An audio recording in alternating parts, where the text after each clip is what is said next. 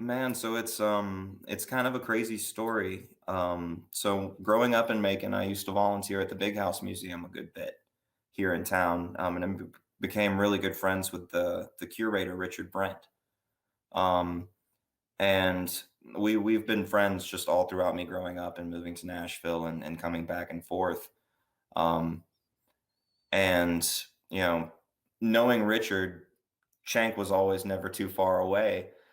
And I think the first time I ever met Chank, I was 14 years old, 15 years old. We did this festival outside in Central City Park every year called Skydog for Dwayne Allman's birthday. It's a charity event where we'd raise canned goods for the homeless. And we'd play Allman Brothers music all day, just like the brothers did for free in the park. And I remember Richard and Chank coming out there one day, and Chank just being super supportive of everybody in the band. We had a band called the Young Brothers at the time with a bunch of talented local musicians. Another guitar player named Dustin McCook, who's phenomenal. You absolutely need to check him out. But Chank was always super kind and so supportive of us. Anytime we'd get off stage, he would come right up to us and go, "Man, you guys did incredible. You guys, taking me back. Y'all keep playing." He always pushed us, and that was something that meant more to us as kids than I think we'll ever be able to describe or pay back for. That's Um, really cool to hear. because he Now, was he was a legend. We would see him, we would see him go out on the road with Gregg and hear that he'd be out with Gregg, and then it'd be Thanksgiving and we all be playing this little festival in the park, and Chank would show up and listen, and that was just so cool to us. But fast forward, I guess, till about 5 or 6 years ago, when Gregg passed. They were putting together a memorial service for Gregg at the Big House Museum. It was going to be a private thing, just for all the family members and people coming from the procession. And they wanted to put a band together, of house musicians, just people that knew the music but could be kind of pulled in and plucked and traded out as people started to file in and people wanted to get up and play, because that was, we assumed it was going to turn into an all-out jam session, which it did. Um, and I remember at that point, and this is what Richard tells me, but they were trying to put together that event, and Richard asked Chank, he said, who should we get for music? Do you have anybody? And Chank said, why don't you give those young boys from the park a call? Why don't you give them a call and see if they want to come do it?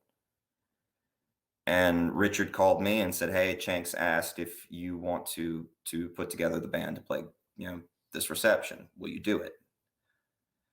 And I said, yeah. And I immediately called up Dustin McCook, the guitarist I was telling you about, and we put together the set.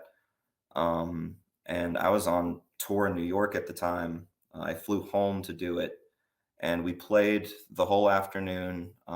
Everybody had gotten up. It was a big thing, bigger than any of us could have ever imagined. Just the people that we saw there, and I remember talking to Chank afterwards and just saying, thank you for asking us to do this. This means the world. And he said, man, I appreciate it. You know, y'all did him right. And that wow. was such a weird moment for, talking to him, hearing that when he passed, I I didn't know if we were going to get asked to play. I didn't know if we were going to put anything together. I didn't know there was a celebration coming.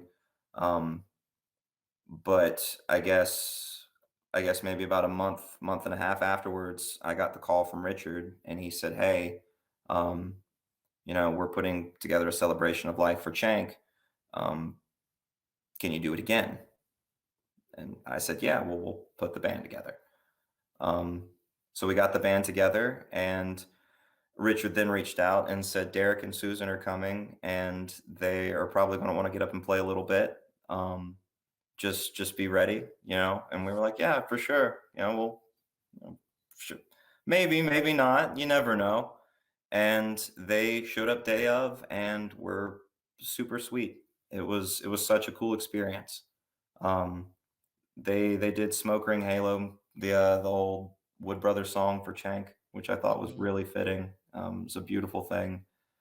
And then we got up and did probably about a 60-minute set.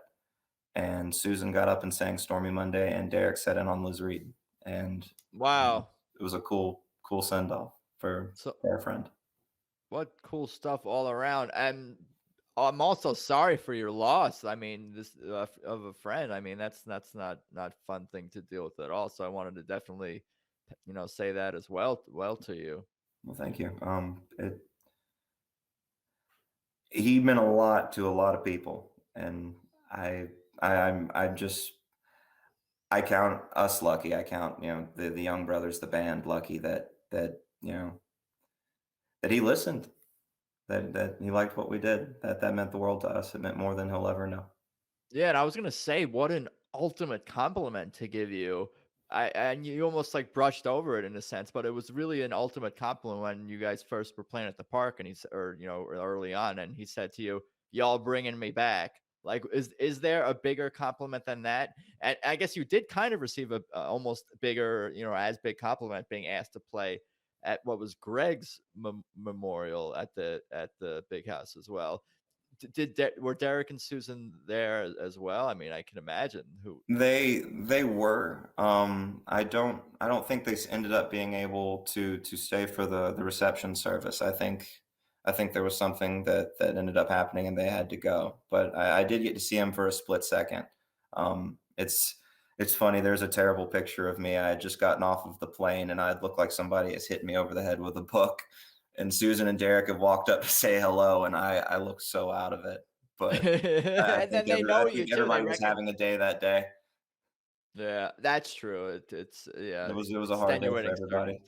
Yeah, I bet, but really, it must have been a who's who of the Allman Brothers world at down in Macon and at this memorial and service. Even if it was a small gathering, I'm sure it was quite a list of people who were there. Greg's was a little bit more. It was a little bit louder. I think there was a word had kind of gotten out, and there was kind of a street party that happened, and there was a really beautiful moment, man, from Greg's, where I remember Devin had just gotten there, and we had all kind of been jamming throughout the day, but we had started playing Love Light. Um, and Valor Trucks was on stage playing guitar.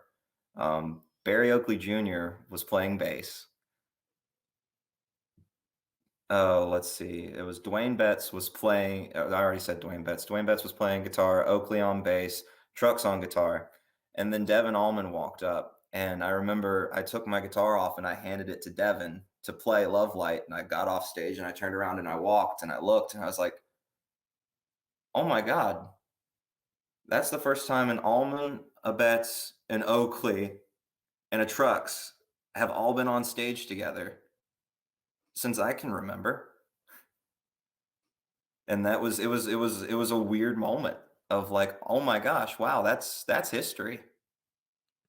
Did anyone else pick up on that? I I think there was a little bit of it in the air, but then the Allman Betts band happened a few months, 6 to 7 months later, I think. So it was kind of like oh, okay. But it was a weird moment. It was kind of like, okay, wow, that was the first time they'd all played together. Very cool moments, very special stuff, and some even though they're surrounding some sad events, but like personally for you, just to be a part of that and just like I don't know, it's just special. I keep using that word, but I don't know what else to say.